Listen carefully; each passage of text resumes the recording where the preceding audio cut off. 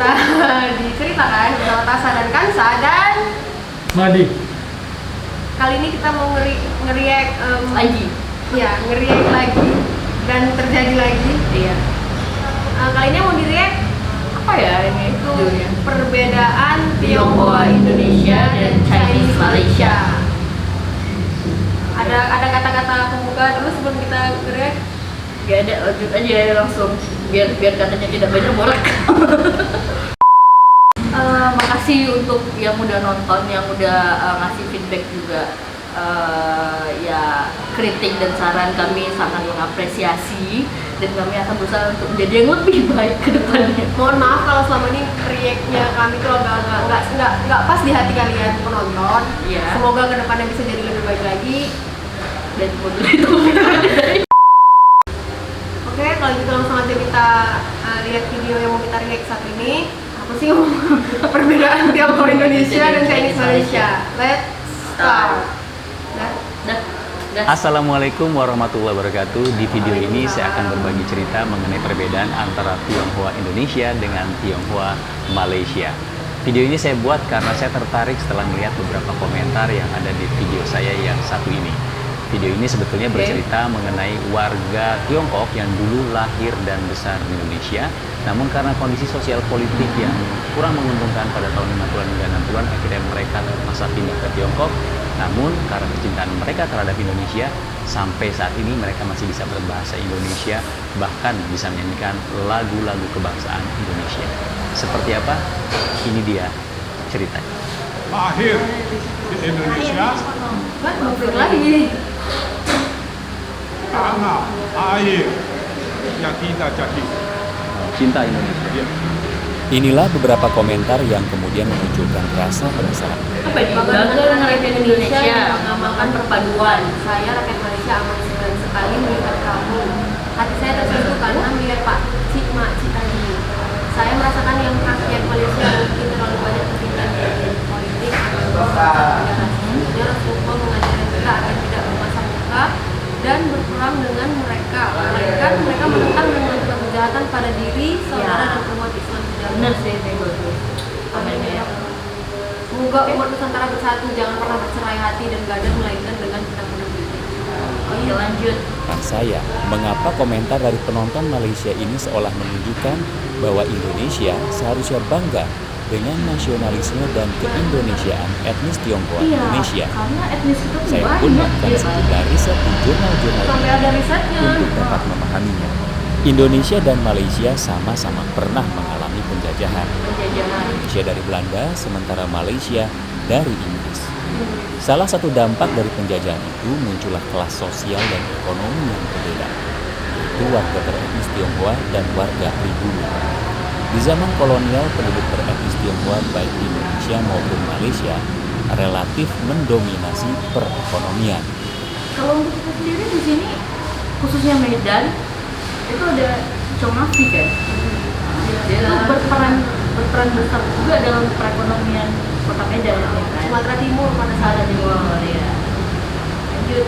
Setelah kolonial pergi, bangsa pribumi yang sebelumnya tidak berdaya di sektor ekonomi mulai berupaya mengejar ketertinggalan. Pemerintahan baru yang didominasi pribumi pun mengeluarkan sejumlah kebijakan yang lebih pro pribumi ketimbang penduduk beretnis Tionghoa. Iya. Sejak kemerdekaan, jumlah etnis Tionghoa di Malaysia jauh lebih besar ketimbang di Indonesia. Kondisi itu terus berlanjut sampai sekarang. Berdasarkan sensus Badan Pusat Statistik Indonesia di tahun 2011, etnis Tionghoa di Indonesia sebanyak 2,8 juta jiwa atau sekitar 1,2% dari total penduduk Indonesia saat itu. Sementara itu, pada saat Malaysia merdeka di tahun 1945, jumlah etnis Tionghoa di Malaysia mencapai 40% dari total penduduk Malaysia. Berdasarkan sensus tahun 2010, persentase jumlah etnis Tionghoa di Malaysia mencapai sekitar 7 juta orang atau sekitar 1/5 dari 28 juta penduduk Malaysia. Perbedaan jumlah demografi ini sangat menentukan nasib etnis Tionghoa di masing-masing negara setelah kemerdekaan. Karena jumlahnya sedikit, pemerintah Indonesia di masa lalu menerapkan kebijakan asimilasi terhadap etnis Tionghoa. Intinya, pemerintahan Indonesia di masa lalu fokus untuk memastikan bahwa etnis Tionghoa dapat melebur dengan penduduk. Sementara pemerintah Malaysia mengedepankan kebijakan yang akomodatif terhadap etnis Tionghoa. Pemerintah Malaysia lebih fokus untuk cukup memastikan bahwa etnis Tionghoa dapat menerima simbol-simbol negara seperti bahasa Melayu sebagai bahasa nasional. Pada saat bersamaan, etnis Tionghoa tetap dapat memelihara identitas dan budaya mereka. Pada tahun 1960-an, pemerintah Indonesia meminta etnis Tionghoa untuk menggunakan bahasa Indonesia, di antaranya dalam penanganan tokoh-tokoh yang sebelumnya beraksara Mandarin. Pemerintah juga melarang penerbitan surat kabar berbahasa Mandarin. Hanya satu yang tersisa, yaitu Indonesia Ribau, yang didukung kalangan militer. Walaupun sebenarnya koran ini hanya terdiri dari 8 halaman, 4 halaman diantaranya saja yang berbahasa Mandarin. Pada tahun 1960-an, warga etnis Tionghoa juga Mereka yang bisa ya kan? dalam Mandarin ke nama yang lebih mengindonesia. Nah, ini nama yang lebih mengindonesia. Kok pernah nggak sih nengok di koran ada orang Chinese, nah namanya tuh kayak nama orang Jawa. Pernah nggak sih kok kayak gitu? Namanya kayak udah nama kita. Berarti itu Ini kan karena inilah ya. Oke, lanjut. Kebijakan yang paling berpengaruh terhadap hilangnya budaya Cina di Indonesia terjadi tahun 1950. Saat itu warga etnis Tionghoa diminta pemerintah untuk menyekolahkan anak-anak di sekolah Indonesia. Sebelumnya, etnis Tionghoa dapat menyekolahkan anak-anak di sekolah-sekolah dengan bahasa Indonesia. Peningkatan sentimen negatif di Indonesia pada tahun 50-an dan 60-an terhadap Tiongkok mendorong dihapuskannya sekolah-sekolah berbahasa Mandarin. Dan ketika semua kebijakan itu diberlakukan, relatif tidak terjadi perlawanan dari etnis Tionghoa di Indonesia. Ada iklan. Lanjut ya. Dan di Malaysia, kalangan nasionalis Melayu sejak kemerdekaan di tahun 1957 berkeinginan kuat untuk menjadikan bahasa Melayu sebagai bahasa nasional. Namun, pemerintah tetap menjadikan bahasa Inggris sebagai bahasa resmi Malaysia. Kalangan nasionalis Melayu pun terus menekan pemerintah hingga akhirnya terjadi kerusuhan antar etnis di tahun 1969. Untuk melawan etnis Tionghoa dan India melakukan perlawanan.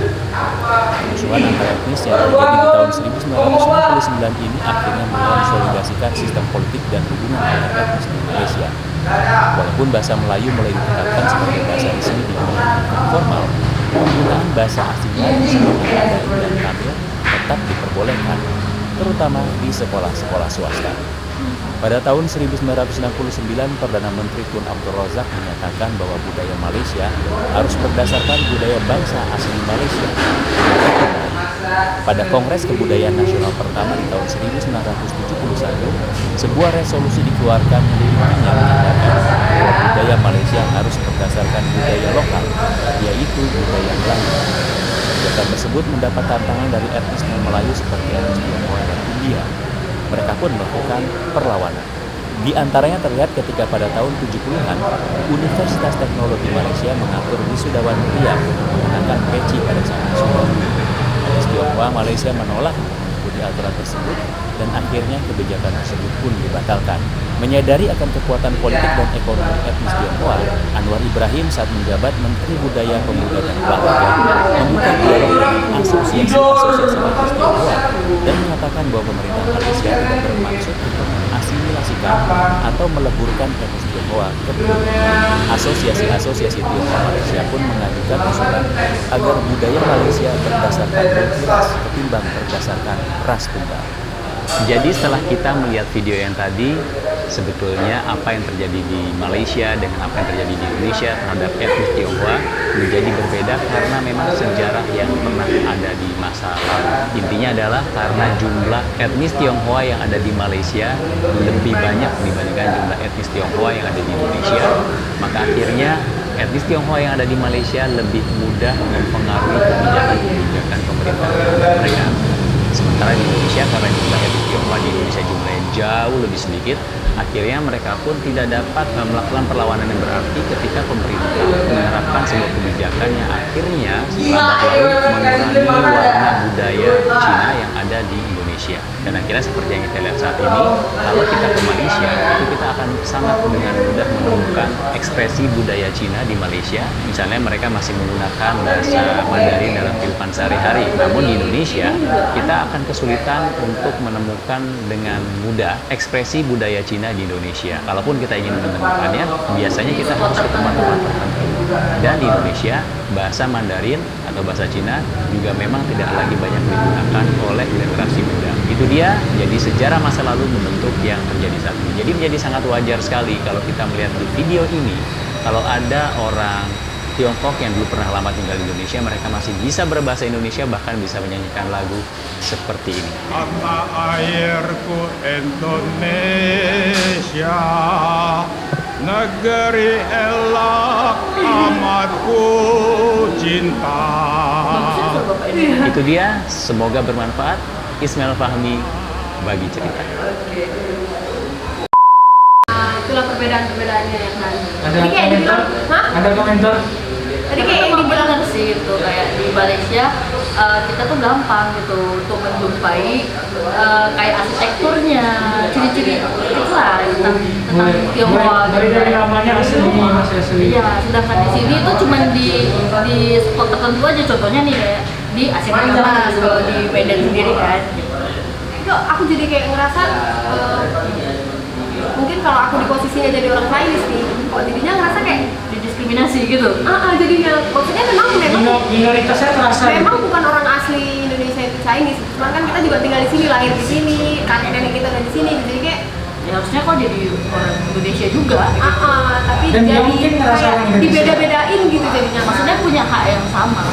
Harusnya, cuman kadang-kadang Kita juga nggak bisa kita kayak karena ngelihat video ini tadi kan perbedaannya di Malaysia tuh, Malaysia jumlahnya jauh lebih banyak gitu, bahkan tadi Terus? tahun berapa 40% dari seluruh penduduk Malaysia ini itu karena jumlah mereka banyak lah, mereka bisa berontak kalau ada peraturan yang nggak sesuai sama mereka Iya.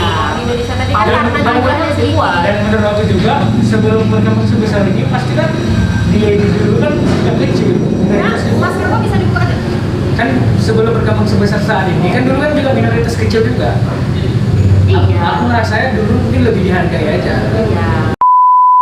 Daerah Malaysia sendiri itu kan memang kayak mana ya? Itu tuh meeting pointnya dari ras-ras mana pun nggak sih? Jadi Tapi karena kalau ngomong kayak gitu lebih ke Indonesia karena Benar, kita lebih banyak. oh iya, Lebih multi ras ya kan iya, kita multi ras. Cuman kan kita tuh punya kayak suku gitu kan nggak sih? Mungkin kalau di Indonesia itu toleransinya lebih ini kali ya. Iya. Hak atas sesama lebih. Berarti kau mau bilang kalau di Indonesia itu nggak toleransi? Maksudnya di Indonesia juga toleransi. Tapi kan toleransinya atas sesama itu suku dia yang ada di Indonesia. kesimpulannya karena di Malaysia tuh lebih banyak mereka. Jadi kayak misal nih aku nih sama dia misalnya orang Chinese. Rame nih kami, komplotan kami rame. Jadi kayak Komplotan. iya, jadi kalau misalnya kayak ada peraturan yang Kami bisa memberontak. yang anak-anak kami. agak menindas kami gitu, kami bisa ngumpulin semua warga kami untuk nggak bisa gitu lah. Kita juga 40% di sini. Protes. Nah kalau di Indonesia sendiri kayak nggak bisa gitu karena cuman tadi kayak cuma 1,2% jadi. jadi kayak dia mau melawan seluruh orang Indonesia yang segitu banyak lah. Makanya jadinya sedih juga ya. Oke, jadi pesannya dari video Ria kita sekarang ini, Pesan dari kita untuk semua. ya kita tuh sebagai apa ya, warga negara itu tidak boleh diskriminasi Sama kaum minoritas. karena Jadi kita tuh sesama manusia. Karena kita tuh makhluk sosial, kita butuh dia juga kamu dapat. Ya, jadi itu sebenarnya apa ya? Kita punya hak yang mutualisme sama. gitu ya. kita punya hal yang sama gitu. Kita punya hal yang sama. Ya bayangin aja kalau kejadian itu ketimpa sama keluargamu gitu. Mungkin kau karena nggak terlahir Cina aja, kalau kau terlahir Chinese ya bisa jadi itu terjadi sama kamu dan keluargamu. Ya bayangin aja gimana perasaannya gitu kan. Dia saling menghargain aja sih kalau dari aku. respect, saling respect itu penting. Ya itu dia kenapa kita jadinya Bhinneka Tunggal Ika. Cuman ya, Ya, udah. lebih Bhinneka aja lagi. Lebih Tunggal Ika aja lagi maksudnya. Ya. Maksudnya makin kesini tuh kan esensi Bhinneka Tunggal Ika itu makin hilang gitu. Kenapa nggak kita timbulkan lagi Bhinneka Tunggal Ika? Bhinneka Tunggal Ika. Itu sih, itu aja dari kita. Terus kalau dari aku pribadi Dari kamu, dari aku ya, dari kamu. Ada maksudnya ini bukan bisa juga kalau dari atas aku pribadi, aku jadinya kayak merasa sedikit bersalah sama orang-orang Chinese mungkin karena aku orang pribumi. Mohon maaf kalau misalnya selama kalian dan keluarga kalian tinggal di Indonesia, mungkin kalian terlalu apa ya bahasanya? Terlalu menganggap Tidak apa? kayak aku ngerti sih maksudnya. Kau ngerti maksud aku? Emang dari matanya bisa kita bercakap? Iya. Ini kita bercakap Maksudnya kayak cuma terlalu aja negatif. terlalu banyak aturan, maybe terlalu terkekang, nggak bebas. Karena pandangan orang kita Ini itu. sih, aku salah satu contoh nih. Padahal kan orang Cina itu yang udah tinggal di Indonesia, mereka udah jadi warga Udah negara Indonesia, udah negara itu yang mau aku sampaikan. Udah punya KTP Indonesia. Tapi kenapa ada aturan seperti kalau Ya, mau itu masuk ke bukan- pemerintahan harus dari pribumi. Kalau mau jadi gubernur, bupati, pasti orang lebih memprioritaskan yang pribumi. Seandainya kalau Cina mau kerja di bupati, pasti itu jadi problem di masyarakat. Padahal mereka udah lahir di sini, udah orang sini gitu kan. Kayak Punya mungkin aja. kita itu punya ketakutan yang agak gimana gitu jadinya. Aku mandangnya jadi kayak gitu. Iya sih, itu cuman karena stereotip. Beberapa orang tertentu yang mempengaruhi pola pikir yang lain. Jadi itu udah gimana ya, stereotip turun temurun gitu. Legacy ya. Legacy. Jadi yang Ya, harusnya kita lebih terbuka gitu ya. Harus melihat sesuatu itu dari berbagai sisi. ya suka anti kau padi. Apa yang kalian dengar belum tentu benar. Apa yang kalian lihat belum tentu benar, apalagi yang cuma kalian dengar. Jadi sampai situ aja. Semoga kedepannya kita bisa lebih bertoleransi antar suku, rukun bernegara. Bertetangga, bernegara, berwarga. Semua kita rukun. Jangan ya. Ya udah, gitu aja.